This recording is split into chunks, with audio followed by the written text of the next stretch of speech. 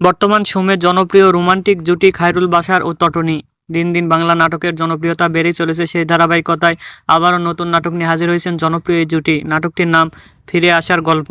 এই নাটকটিতে অভিনয় করেছেন বর্তমান সময়ের আলোচিত অভিনেতা খায়রুল বাশার ও আলোচিত অভিনেত্রী তানজিম সায়রা তটনী। এই নাটকটি রচনা ও পরিচালনা করেছেন মোহাম্মদ মুস্তফা কামাল রাজ। নাটকটি খুব শীঘ্রই সিনেমা হল আর ইউটিউব চ্যানেলে প্রকাশিত হবে। আপনারা দেখতে চাইলে অবশ্যই সিনেমা হল আর ইউটিউব চ্যানেলে চোখ রাখুন এবং নিয়মিত নতুন নতুন নাটকের আপডেট পেতে হলে চ্যানেলটিকে সাবস্ক্রাইব করে রাখুন। পরবর্তী ভিডিওর জন্য অপেক্ষা করুন।